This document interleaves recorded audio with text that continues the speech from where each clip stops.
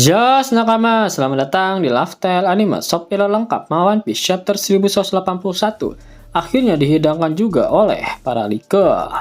Eits, jangan lupa tinggalkan jejak jempol kaki kalian dengan like video ini ya, plus bantu sundul video ini dengan klik hype-nya ya kan. Caranya geser ke kanan kolom komentar kalian dan pencet hype-nya, gas.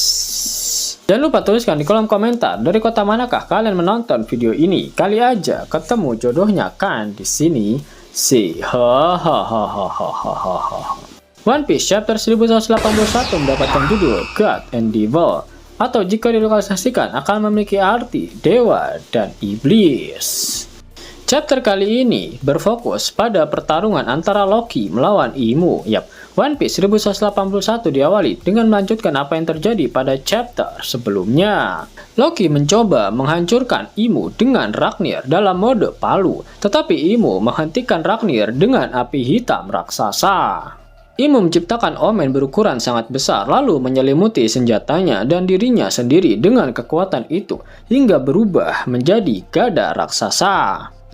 Lagi-lagi Imu menggunakan api hitam sebagai serangan utamanya. Api hitam ini adalah Maki, sesuatu yang konsepnya mirip seperti Haki. Jika Haki berasal dari manifestasi energi tekad atau determinasi seseorang, sedangkan Maki berasal dari manifestasi energi iblis.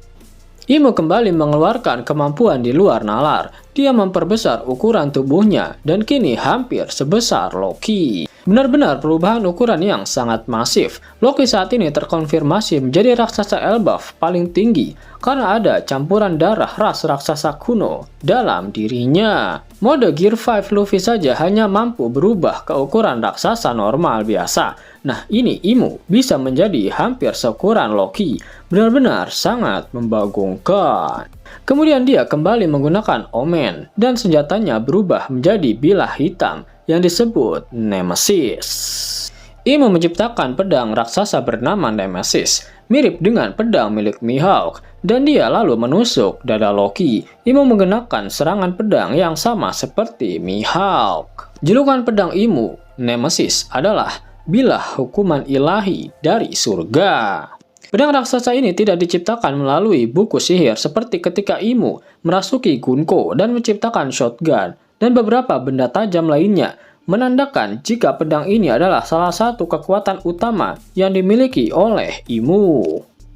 Jadi untuk membahas lebih dalam tentang kata Nemesis dan nama pedang yang dipilih Oda untuk pedang milik Imu, kebanyakan orang hanya melihat kata Nemesis dan langsung menganggapnya sebagai musuh bebuyutan. Padahal dalam mitologi Yunani, Dewi Nemesis melambangkan keseimbangan ilahi dan keadilan pembalasan. Imu telah menciptakan sebuah sistem yang dibangun di atas keadilan, baik melalui angkatan laut maupun lingkaran dalamnya bersama Kurosei dan para kesatria dewa.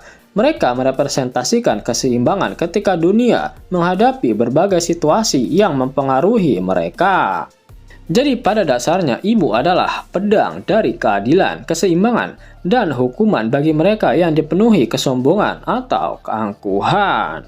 Kemudian yang menjadi semakin menarik di sini adalah pedang Nemesis milik Imu memiliki warna hitam ketika pertama kali dimunculkan. Apakah ini berarti pedang milik Imu termasuk ke dalam pedang Kokuto? Sampai saat ini baru 2 pedang saja yang dikonfirmasi merupakan pedang hitam permanen, yaitu Yoru milik Mihawk dan juga Susui milik Ryuma. Dan kita mendapatkan tambahan 1 pedang lagi yang sudah menjadi Kokuto, pedang Nemesis milik Imu. Tak mengejutkan memang jika seorang raja dunia yang sudah hidup lebih dari 800 tahun memilikinya. Berbicara mengenai sosok Mihawk, apakah Mihawk sebenarnya memiliki keterkaitan dengan Imu? Kita bisa melihat kesamaan dari kedua iris mata milik Mihawk dan juga Imu.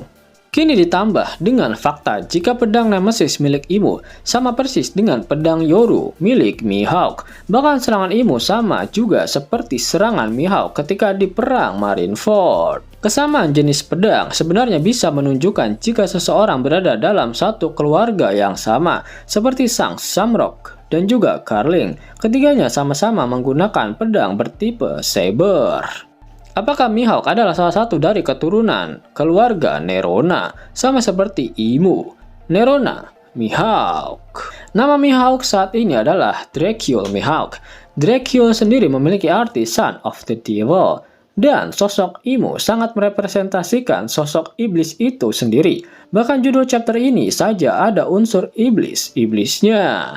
Apakah semua ini hanya kebetulan? Sepertinya tidak, karena tak ada yang kebetulan di dalam cerita One Piece.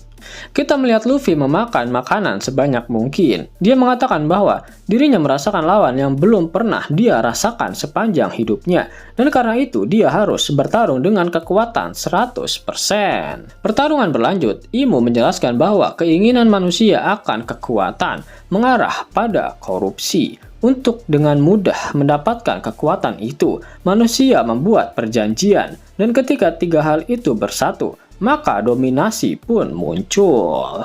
Loki mengatakan bahwa dia tidak akan tunduk pada siapapun, tetapi Imo menjawab bahwa kebahagiaan sejati hanya datang di bawah dominasi. Kemudian Imo mengingat Joy Boy masih disamarkan, tampaknya mereka dulu berteman. Kita melihat Imo dan Joy Boy tertawa bersama-sama, dan Imo mengatakan kepadanya bahwa dominasi adalah hal yang membawa kedamaian bagi dunia.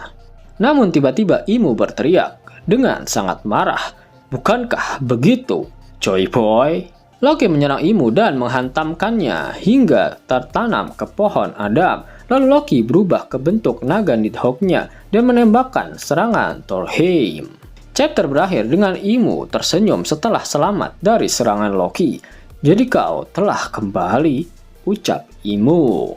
Dalam hal ini sudah jelas jika perkataan Imo tertuju pada naga Nidhogg Loki. Lagi-lagi Imo mengatakan sesuatu yang sangat membingungkan. Ketika Imo merasuki tubuh Kunko, dia sudah mengetahui jika Nidhogg telah kembali. Tapi kini Imo mengatakannya lagi. Sama seperti sebelumnya ketika dia berada di desa barat, Imo bertanya siapa pemimpin dari negeri Elbaf. Padahal sebelumnya, ketika merasuki tubuh Kunko, dia sudah tahu jika di Elbaf tidak memiliki raja saat ini. Bahkan Imo sempat menyematkan gelar pemimpin Elbaf kepada Dory dan Brogy yang saat itu sudah menjadi iblis Domi reversi.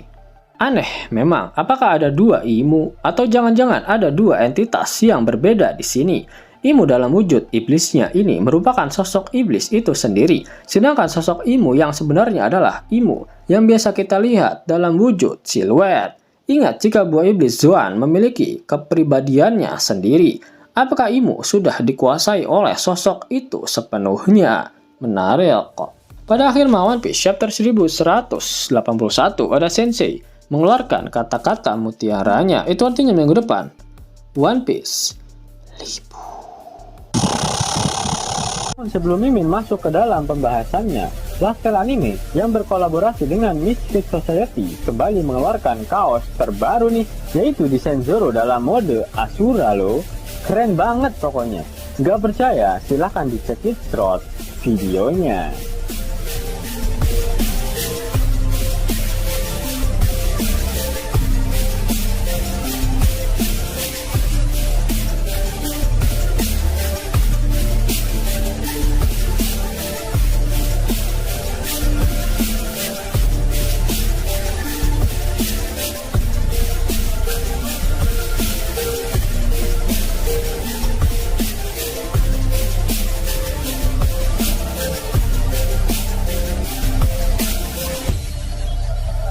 Bagaimana? Keren kan? Bagi kalian nakama Opler, terutama para fan gaynya Babang Marimo, kudu wajib harus punya baju ini. Gaskan, link pemesanan ada di kolom deskripsi. Jos nakama, itulah hal menarik yang terjadi pada One Piece terbaru. Jika kalian menyukai video ini, jangan lupa klik like, share, dan subscribe channel ini ya, agar nakama semua tak ketinggalan info menarik seputar One Piece. Arigato.